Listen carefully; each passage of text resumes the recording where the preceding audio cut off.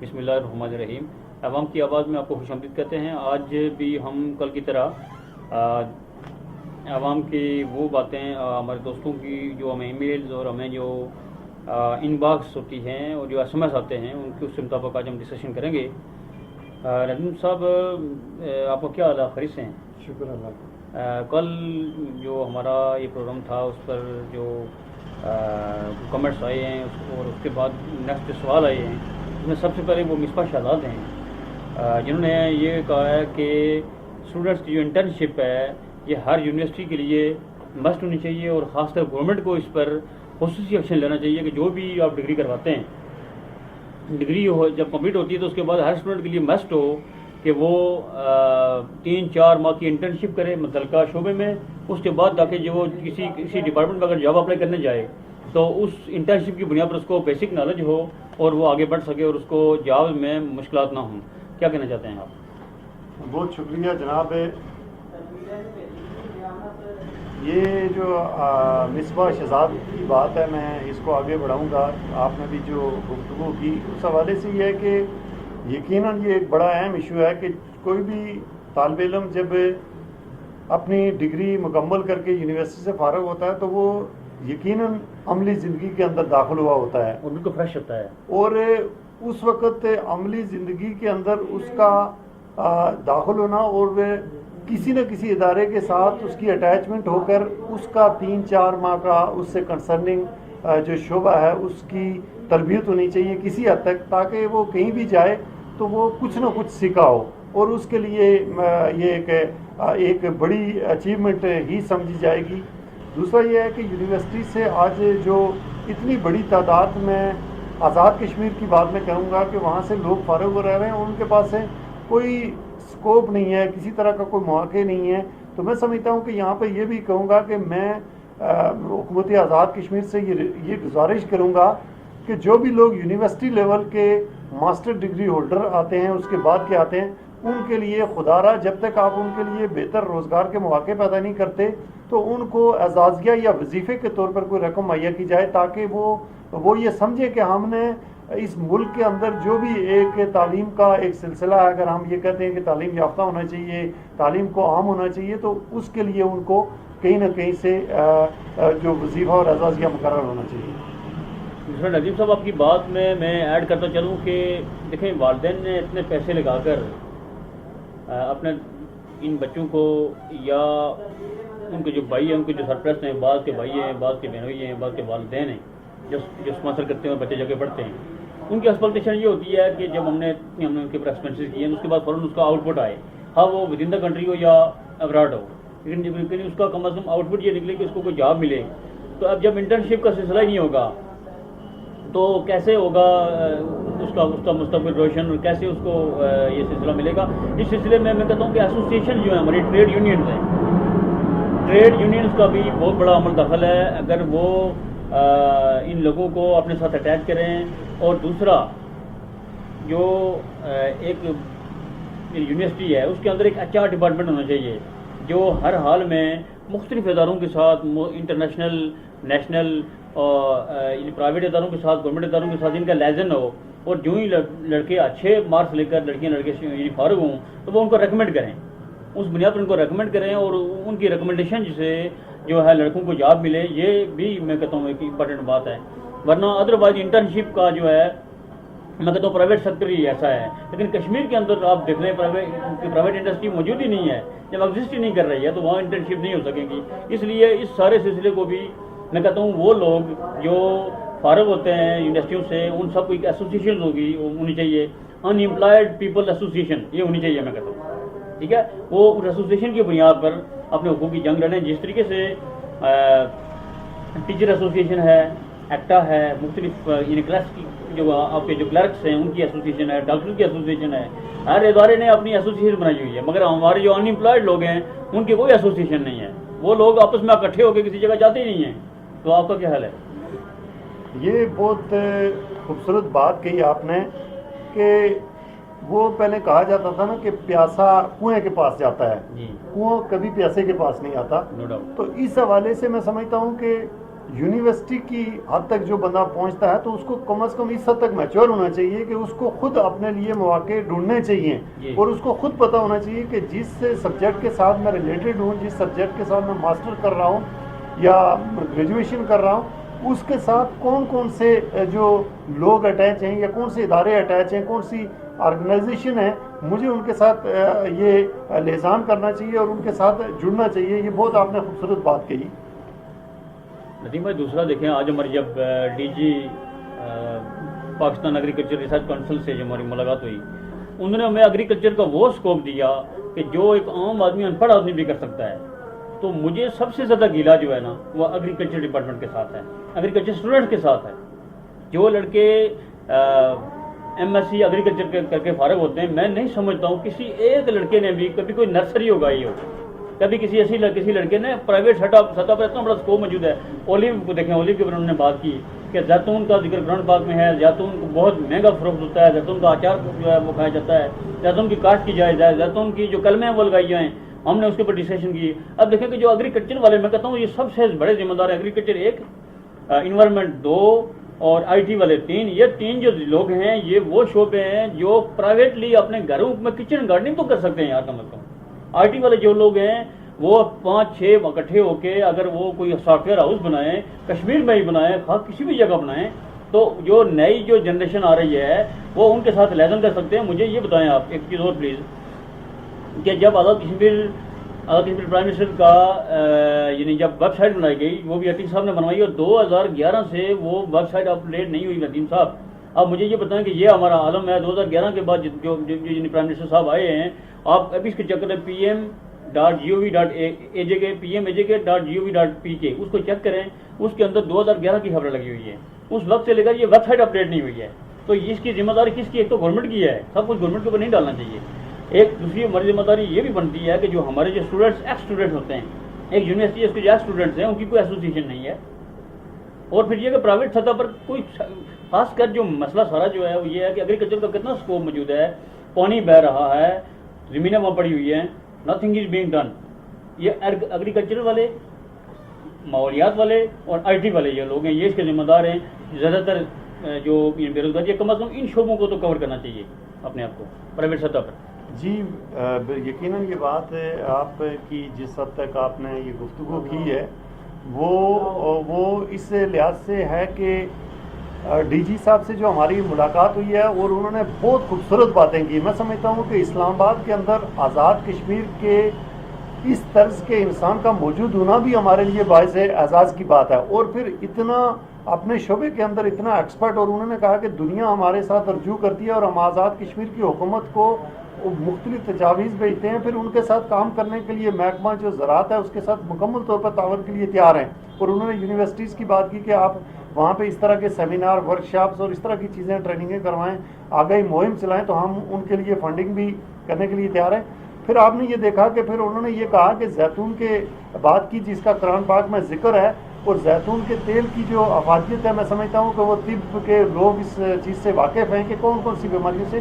اور پھر انہوں نے کہا کہ یہ بغیر جو زیر کاشت ہماری زمین آتی ہے، زرعی زمین سے ہٹ کے بھی اگ جاتی ہے، اور میں اس کے لیے بھی انہوں نے کہا کہ میں دینے کے لیے تیار ہوں. پھر جو آپ نے کہا کہ ہمارا آزاد کشمیر کے اندر محکمہ زراعت کے کچھ جو آپ کہہ سکتے ہیں 19 اسکیل 20 اسکیل کے لوگوں سے ہماری بات ہوئی ہے، وہ کہتے ہیں کہ خدا کی قسم ہم لوگ ایک قلم کی جو 1 روپے کی 5 روپے کی پین آتی ہے، وہ بھی ہم پین بھی استعمال میں نہیں لانا چاہتے.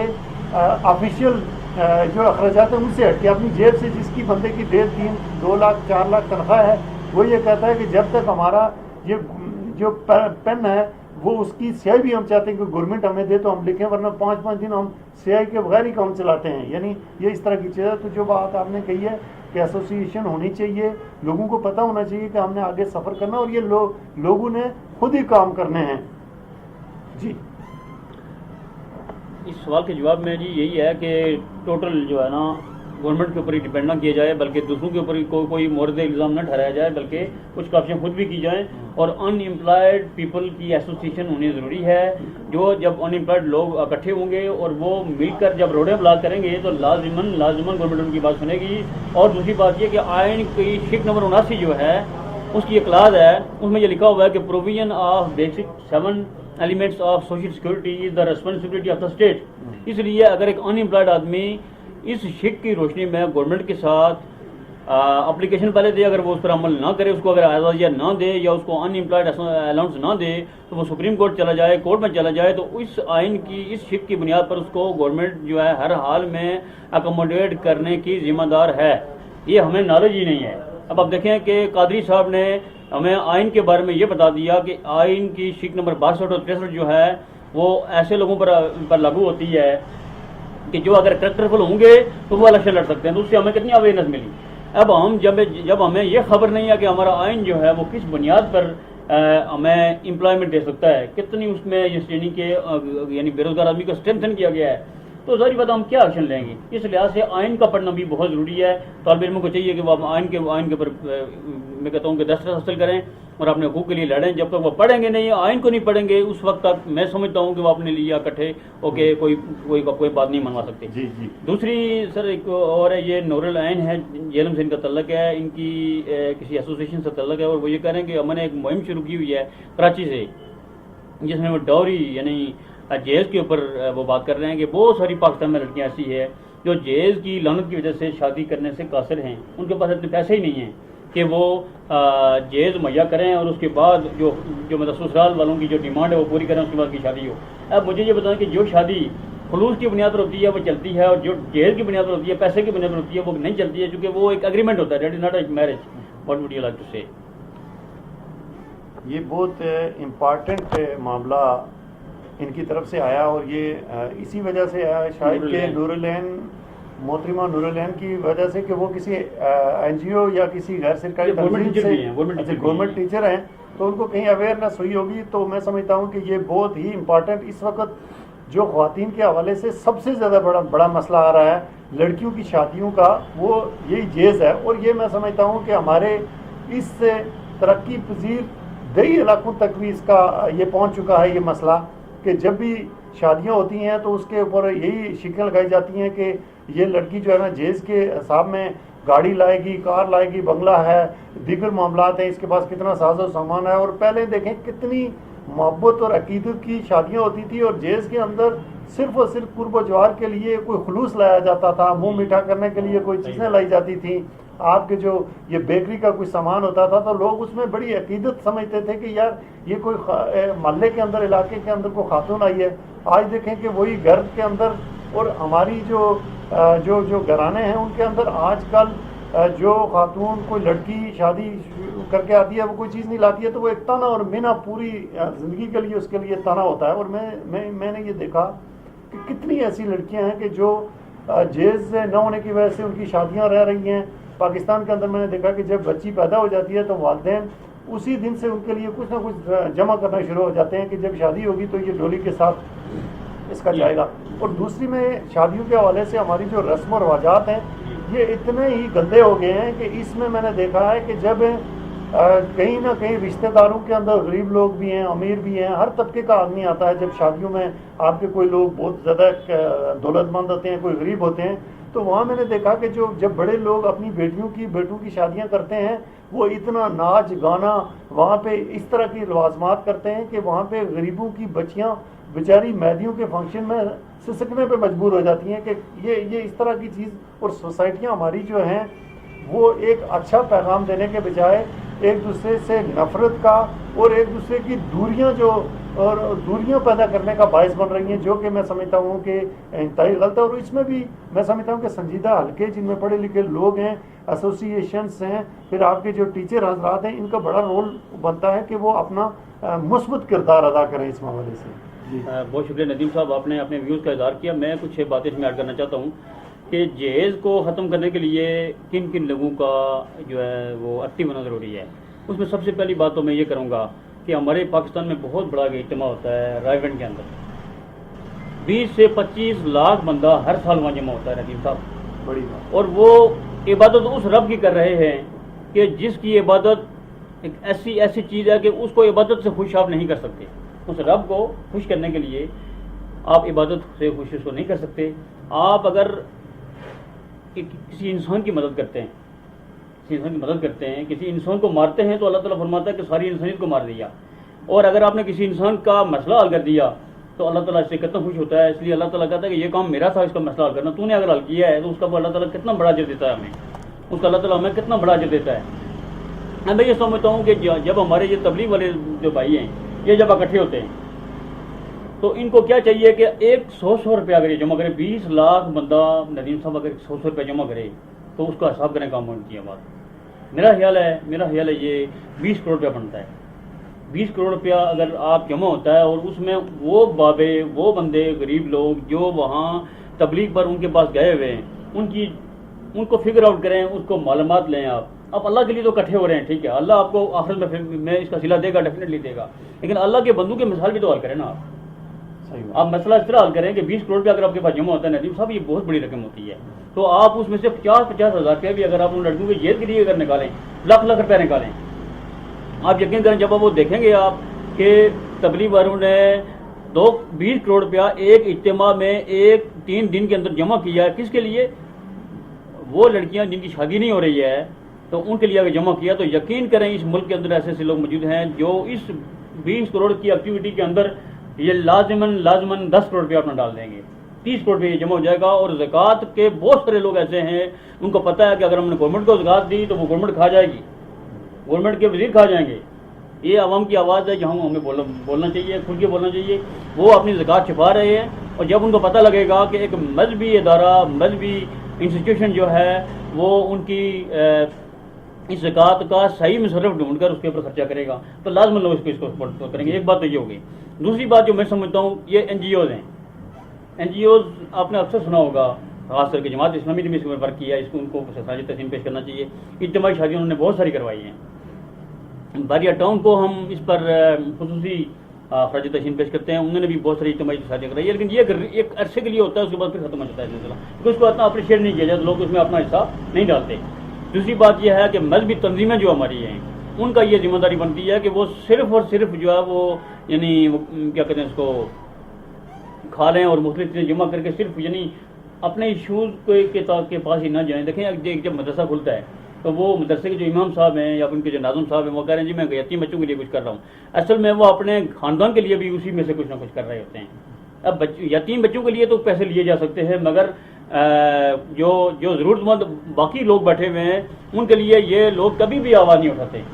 اب آپ دیکھیں کہ ایک مسجد کا جو امام ہے اگر وہ اس ایشو کو، میں کہتا ہوں ایک گاؤں میں اگر آپ یہ کام شروع کریں، اسلامی قانون کا جو سیٹ اپ ہے یا کوئی بھی تبدیلی ہے وہ ایک گاؤں سے شروع ہوتی ہے اور آگے جاتی ہے. تو تیسری بات سر یہ ہے کہ ٹریڈ یونینز کا اس میں بہت بڑا عمل دخل ہے. ان کو اگر موبلائز کیا جائے وہ اس میں اپنا کردار ادا کر سکتے ہیں.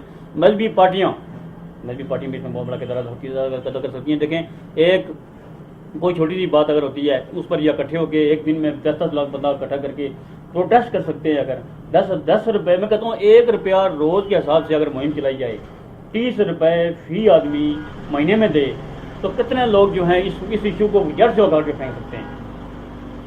اس کے بعد جناب Kashmir committee of Pakistan is not doing anything for Kashmir, so how Kashmir issue should be addressed on national level, on federal level. اس پر ظاہری بات ہے یہ توقیر سعید ہے، یہ سعودیہ سے انہوں نے یہ ایڈریس کیا ہے. مولانا صاحب جو ہیں ہمارے مولانا فضل الرحمان صاحب کشمیر کمیٹی کے چیئرمین ہیں، تو وہ میرے خیال میں کشمیر ایشو کی پر انہوں نے کوئی بات نہیں کی اس وقت تک. ندیم صاحب ذرا بات کریں اس پر بات. یہ سعودی عرب سے جو توقیر سعید کا جو میسج ہے، میں اس حوالے سے یہ کہوں گا کہ اصل جو ہے میں سمجھتا ہوں کہ کشمیر جو ہے نا اس وقت چائنا، پاکستان اور انڈیا کے درمیان تقسیم شدہ ایک ایسی ریاست بھی کہہ سکتے ہیں، ایسا ایک ملک کہہ سکتے ہیں، ایسی ایک چھاؤنی کہہ سکتے ہیں کہ جو پوری دنیا کے اندر دکانداری اور تجارت کا باعث بنی ہوئی ہے. اب اس میں یہی آتا ہے کہ ظاہر ہے اگر کشمیر کمیٹی ہے تو اس حوالے سے 12 یہ کہا گیا کہ اس کے مولانا فضل الرحمان صاحب جو چیئرمین بن جاتے ہیں، اور گزشتہ کسی آزاد کشمیر کے کچھ ذمہ داران سے ہماری بات ہوئی تو انہوں نے کہا ہے کہ یہ حکومت پاکستان کے لیے بھی ایک کوسچن مارک ہے، ایک سوالیہ نشان ہے کہ جو مولانا فضل الرحمان ہے وہ سابقہ جو آپ کا حکومت آتی ہے اس میں بھی کشمیر کمیٹی کے چیئرمین، اور موجودہ حکومت میں بھی 8 سال سے مسلسل چیئرمین چلے 8 سالوں سے چیئرمین چلے آ رہے ہیں. مجھے بتائیں خدا را کہ جس بندے کو کشمیر کے حدود دربے کا نہیں پتہ ہے، کشمیر کے اوپر اس کی کوئی ڈسکشن نہیں ہوتی ہے، کشمیر کے حوالے سے اس کا کوئی نالج نہیں ہے، ویون نہیں ہے، سوچ نہیں ہے، تو اس کو بار بار کشمیر کمیٹی کا چیئرمین بنا کے مجھے نہیں سمجھ آ رہی ہے کہ یہ کس طرح کا پیغام دنیا کو دیا جا رہا ہے۔ ان کو اکوموڈیٹ کیا گیا، اکوموڈیٹ کیا ہے، یہ خاموش منسٹری ہے اور اس میں تو تنخواہ ملتی رہے گی اور ان کا بس یہ کہ ان کا آپس میں تعلق رہے گا بس۔ اپنے تعلقات کو نواز شریف حکومت نے بھی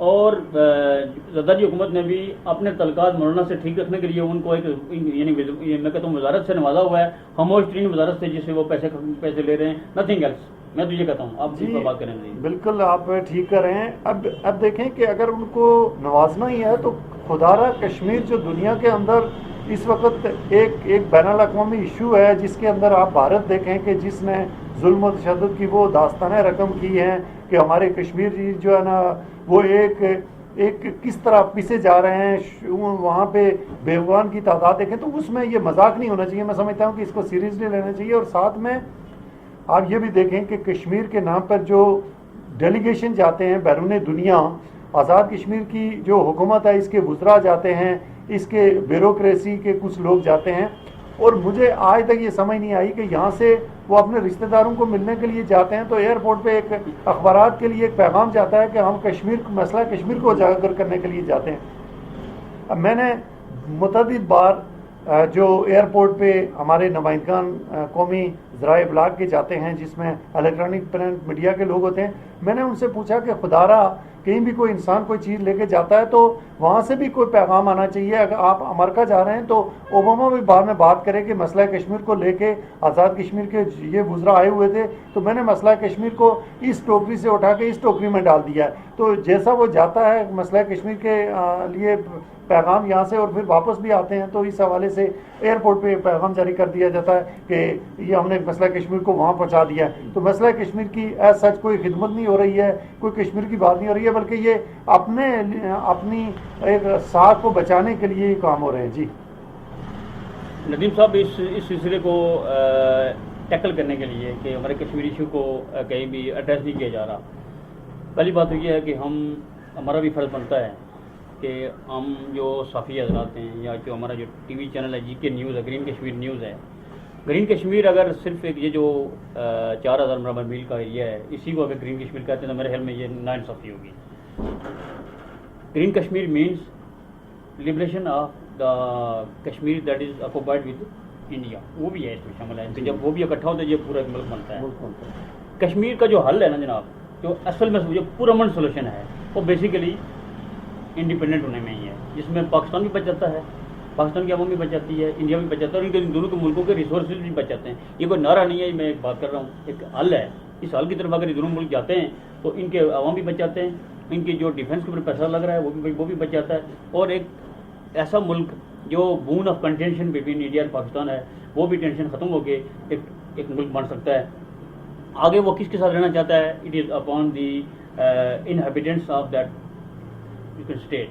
اب دوسری بات سر جو کہنا کہ یہ ہے کہ ہمارے جو بیرون ملک بیٹھے ہوئے دوست ہیں امریکہ میں اور انگلینڈ میں، ان لوگوں کے ساتھ برس سلطان محمود نے جو کاوشیں کی ہیں، یہ کسی regard less of any political affiliation میں ان کو خراج تحسین پیش کرتا ہوں۔ ان کی کاوشیں ہیں اس لیے کہ وہ جیب سے خرچہ کر کے یا چندے سے خرچہ کر، جس طرح بھی کر کے گورنمنٹ سے پیسے لے کے وہ نہیں جا رہے ہیں بھائی، وہ جگہ جگہ جا کر کشمیری ایشو کو اجاگر کر رہے ہیں۔ ہم ان کو ان کی کاوشوں پر ریئلی ہم ان کو شاباش دیتے ہیں، اور ہم یہ سمجھتے ہیں کہ کاش ان کی طرح کا ایک اور لیڈر ہمارے کشمیر میں ہو تو کشمیر کا ایشو کم از کم اجاگر تو ہوگا۔